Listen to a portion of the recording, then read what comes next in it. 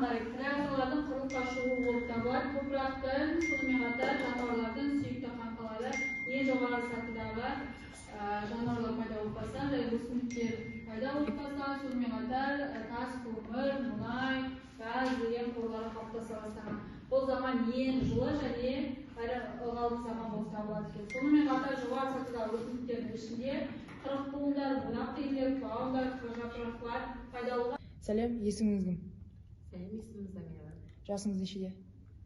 17-те 11 класс оқушысымын. Сіздің ең бірінші қолданған әлеуметтік желіңіз? Ең бірінші қолданған әлеуметтік желім ВКонтакте желісі. Сәлеметсіз бе? Есіміңіз кім? Сәлеметсіз бе? Есімім Гүлфайрус. Жасыңыз? 43-те. Бірінші сұрақ, әлеуметтік желіге дейін адамдармен қалай байланысатын едіңіз? Енді біздің бала кезімізде, жастық шағымызда біздің әлеуметтік желі деген болған жоқ. Әлеуметтік желі, мысалы менің өз өміріме 2010 жылдан бастап тани бастадым әлеуметтік желіні. Ол кезде біздің кезімізде агент деген болды. Мына Instagram, WhatsApp дегенде ол кезде болмаған. Оған дейін мен мысалы бір-бірімізбен біздер ауылдық жерде тұрдық. Кез келген шаруа шығып қалған жағдайда мана әке-шешелеріміз жүгіртіп жіберетін, мына үйдің кішкентай немесе өзімізді бар көршіге барып айтып кел, көршіден осыны біліп кел деген сияқты, немесе жаңағы дүкенге неге қазір тек бәрін Instagram арқылы біліп отырамыз. Ол кезде дүкенде осындай зат бар ма екен біліп кел деп бізді жүгіртіп жіберетін әке-шешеміз. Біздер сол кездерде осындай байланыс қалыптасқан біздерде. Қазіргі жастардың бақытты немесе бақытсыз болуы әлеуметтік желіге байланысты деп ойлайсыз ба? Енді дәл қазіргі жастардың бақытты немесе бақытсыз болуы әлеуметтік желіге байланысты болуы мүмкін. Себебі қазір мына блогерлік деген етек алып, яғни ақшаның көзі қылып алып әлеуметтік желіні, оның өзін бір бақыт деп түсінетіндер бар енді ақша жүрген жерде. Сондай-ақ мысалы TikTokта лайк санын жинау, мысалы TikTok, Instagramда комментарий жинаудың да өзін бір бақыт деп түсінетіндер бар. Бірақ менің ойымша бәрі де отбасыдағы тәрбиеге байланысты. Мысалы отбасымызда мысалы кешкі шайдың үстінде бәрі жұмыстан келіп жиналған кезде ұлттық тәрбие беріліп отырса балаға, бала үшін нағыз бақыт мен сол деп ойлаймын. Әлеуметтік желі сіздің бақытты және бақытсыз болуыңызға әсер ете ме?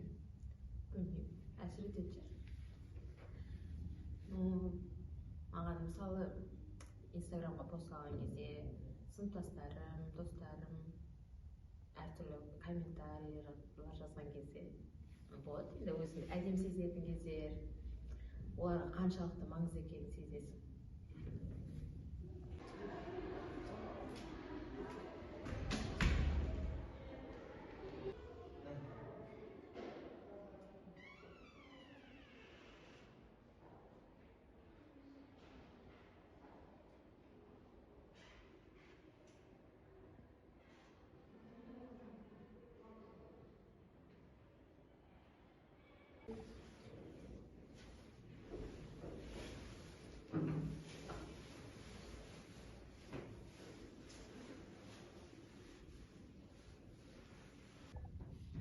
Әлеуметтік желіге тәуелсіз бе?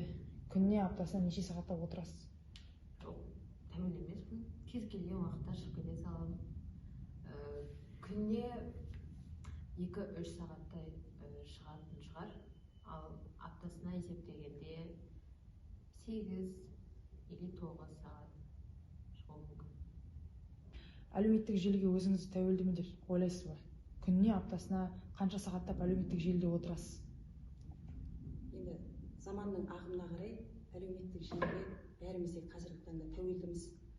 Себебі күніне енді сағатын санап көрмеппін, бірақ кез келген үй шаруасын жасап жүріп, мысалы тамақ пісіріп жүріп та, үй жинап жүріп, немесе кір жуып жүріп та әлеуметтік желіні бір шолып өтеміз. Себебі бір хабарларда тыс қалып қоямыз ба деп, немесе мына жұмыстың чаттары бар ортақ, сол жерлерде бір айтылып жатқан жаңалықтар бар ма екен деп, әйтеуір сол ұялы телефонның бетіне телміріп қарайтынымыз рас. Әлеуметтік желіге тәуелділіктің белгісі қандай? Енді әлеуметтік желіге тәуелділіктің белгісі ең бірінші сағаттап әлеуметтік желіде отыру деп ойлаймын. Әсіресе мына жастардың арасында етек алып, бәріміз енді ұл қыз өсіріп отырмыз, ескерту беріп жатамыз балаларымызға. Мысалы біздің замандастарымыз қатты тәуелді болмауы да мүмкін, себебі біздің жастық шағымызда бұл әлеуметтік желі деген бұндай қатты етек алған жоқ. Сондықтан да уақыттарын бір кітап оқу арқылы пайдалы өткізетін тұстарымыз да бар. Бірақ жастар қазіргі күнделікті өмірін осы әлеуметтік желіде өткізіп жатыр. Тәуелділік сағатты өлшемеуі және жаңағы айтқан тамақтың уақытынан кеш қалып келуі дастархан басына, немесе тапсырылған істі кейінге шегере беру деген сияқтылар осы әлеуметтік желіге тәуелділік деп ойлаймын.